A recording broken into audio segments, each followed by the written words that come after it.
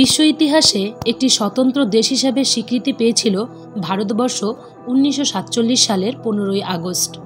প্রায় 190 বছরের ব্রিটিশ শাসন থেকে ভারতবর্ষ স্বাধীন হয়েছিল।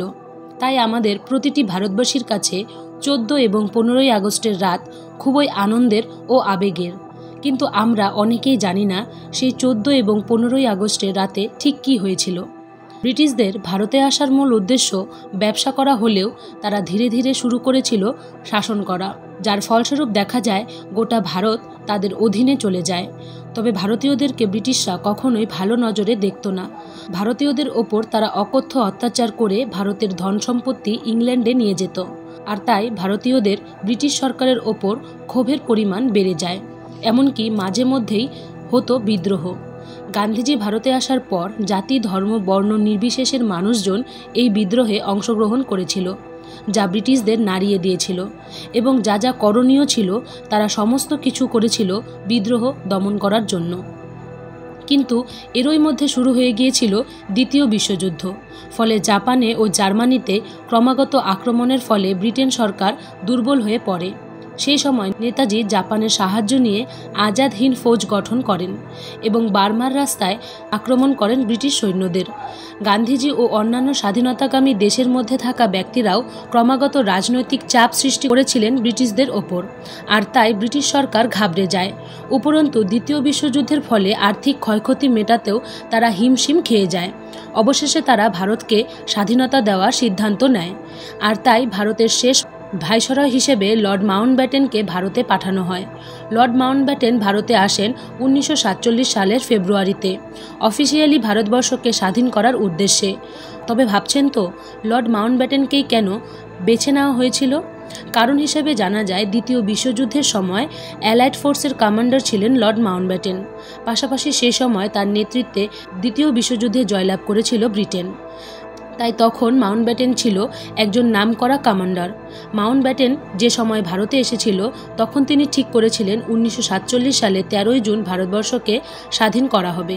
কিন্তু ঠিক সেই সময়ই দেশে সাম্প্রদায়িক দাঙ্গা শুরু হয়, যাতে ব্রিটিশদের পুরোদমে মদদ ছিল। তারা এটাই চেয়েছিল যে ভারত বিভক্ত হয়ে যাক, পাশাপাশি তারা সবসময় যুদ্ধে মেতে থাকুক, আর ঠিক সেটাই হয়েছিল। তাই দেশে প্রচুর পরিমাণে হিংসা শুরু হয়, প্রাণ হারিয়েছিলেন বহু মানুষ। শেষে ভারতীয় রাজনৈতিক ব্যক্তিরা দেশভাগের সিদ্ধান্ত মেনে নিতে বাধ্য হন এবং এই হিংসা থামানোর জন্য যত তাড়াতাড়ি সম্ভব দেশ স্বাধীন করার দাবি ওঠে।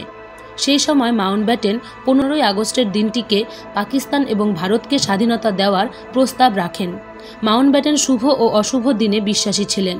দ্বিতীয় বিশ্বযুদ্ধের সময় 1945 সালের 15ই আগস্ট জাপানে অ্যালাইটের সামনে আত্মসমর্পণ করেছিল। ঠিক সেই সময় ব্রিটেনের সৈন্যদের নেতৃত্ব দিয়েছিলেন লর্ড মাউন্টব্যাটেন, তাই তিনি এই দিনটিকেই বেছে নিয়েছিলেন। তবে ভারতীয় কিছু জ্যোতিষী 15ই আগস্ট দিনটিকে অশুভ মনে করেন। অবশেষে ঠিক হয় 14ই আগস্ট মধ্যরাতে ভারতকে স্বাধীন করা হবে। 14ই আগস্ট বিকেল থেকে দিল্লিতে প্রচণ্ড বৃষ্টি হচ্ছিল। 5 লক্ষ মানুষ দিল্লির রাইসেস হিলে সমবেত হয়েছিল স্বাধীনতা দিবস উদযাপন উপলক্ষে।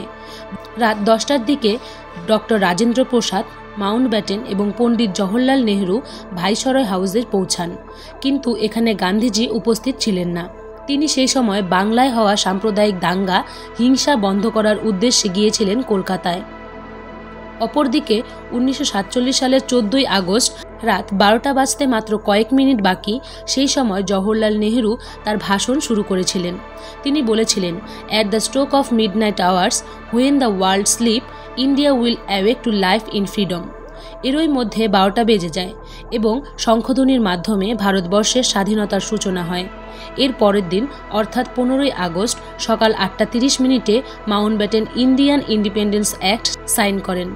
পরবর্তীতে নেহরু ও তার নির্মিত ক্যাবিনেট শপথ গ্রহণ করেন এবং সূচনা হয় ভারতের গণতন্ত্র, যা কিনা পৃথিবীর সবচেয়ে বড় গণতন্ত্র হিসেবে প্রসিদ্ধ লাভ করেছিল। 14ই আগস্টের দিন সারা রাত বৃষ্টি হয়েছিল এবং 15ই আগস্ট সকলেই খুব আবেগপ্রবণ ছিল এবং তারা ভারতের পতাকা উত্তোলন দেখার জন্য অপেক্ষা করছিল। 15ই আগস্ট সকাল 8:30 ব্রিটিশ পতাকা নামিয়ে ভারতীয় তিরঙ্গা পতাকা উত্তোলন করা হয়। প্রতিটা দেশবাসীর চোখে সেদিন ছিল আনন্দের চোখের জল। তবে ব্রিটিশরা কিন্তু সেদিনই ভারত ছেড়ে যায়নি। ব্রিটিশ সৈন্যদের প্রথম দল 17ই আগস্ট ভারত ছাড়ে এবং 27শে আগস্ট শেষ দলটি ভারত ছেড়ে চলে যায়। তবে তাদের একজন অতিথির মতন বিদায় জানানো হয়েছিল ভারত থেকে। তবে তারা কিন্তু অতিথির মতন ছিল না।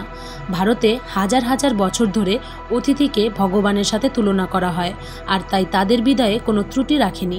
ভারতবর্ষের স্বাধীনতার আরও কিছু অজানা তথ্য যদি আপনার জানা থাকে তবে কমেন্ট বক্সে জানাবেন এবং ভিডিওটি ভালো লাগলে অবশ্যই লাইক এবং শেয়ার করতে ভুলবেন না।